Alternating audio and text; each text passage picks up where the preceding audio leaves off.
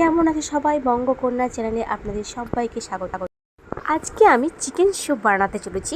Chicken soup বানাতে গেলে কী কী উপকরণ লাগে সেগুলি আমি তোমাদের সামনে তুলে ধরেছি। চিকেন স্যুপ বানাতে গেলে গাজর কুচি, ক্যাপসিকাম কুচি, বিনস কুচি, অনিয়ন মানে পেঁয়াজ, তারপর হচ্ছে রসুনগুলোকে ছোটো ছোটো করে কুচি কুচি করে কেটে নিয়েছি। বন্ধুরা, এরপর আমি কড়াইয়ের মধ্যে সাদা ফরচুনের তেল গরম করতে দিয়েছি।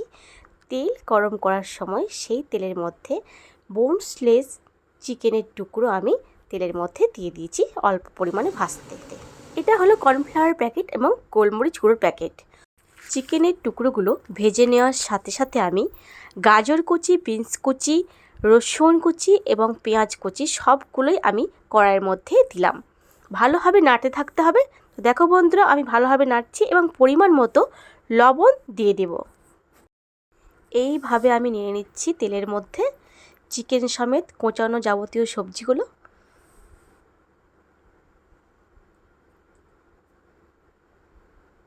নাড়া হয়ে গেছে আমার।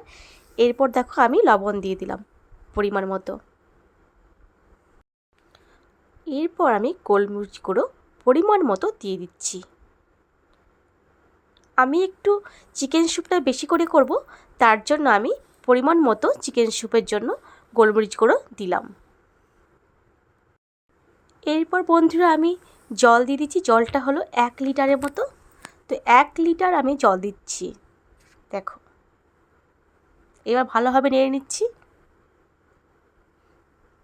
নেড়ে নেওয়ার সাথে সাথে আমি এদিকে একটি ছোট্ট বাটি নিয়েছি এবং বাটির মধ্যে অল্প পরিমাণে জল নিয়ে কর্নফ্লাওয়ারটি ভালোভাবে গুলে নিচ্ছি যাতে দলা না বেঁধে যায়।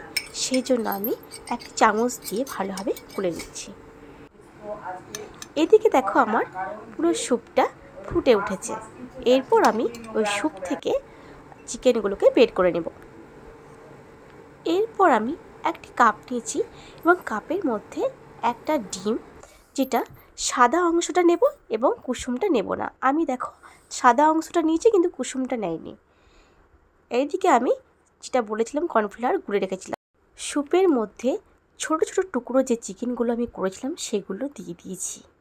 এরপর আমি এক হাতে নাড়বো আর এক হাতে এই যে কর্নফ্লাওয়ার গুলে রেখেছিলাম সেটা আমি অল্প করে ঢালবো আর নাড়তে থাকবো। তো আমি সেইভাবেই করছি। আবার অল্প পরিমাণে ঢালবো এবং নাড়তে থাকবো যাতে তলায় লেগে না যায়। এইভাবে আমি সব কর্নফ্লাওয়ারটা ঢেলে দিলাম এবং ভালোভাবে নাড়তে থাকছি।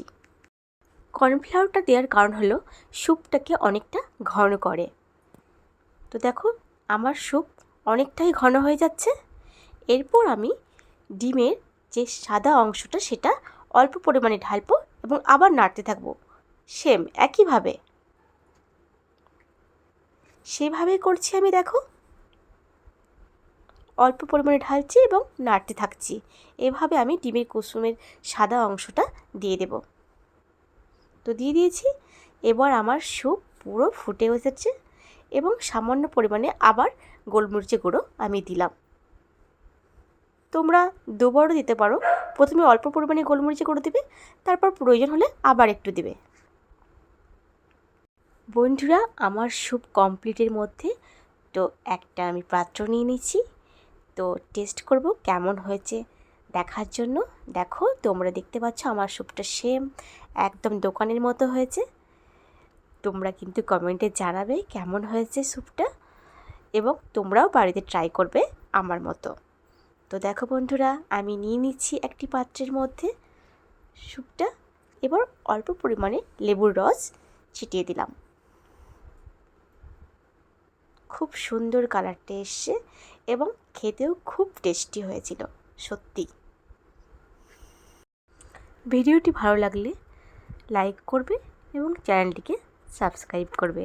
তোমাদের সামনে আবার নতুন ভিডিও নিয়ে আমি আসব। আমি আবারও একবার বলে দিই, ভালো লাগলে প্লিজ কমেন্টে জানাবে কেমন হয়েছে। কেমন? বাই।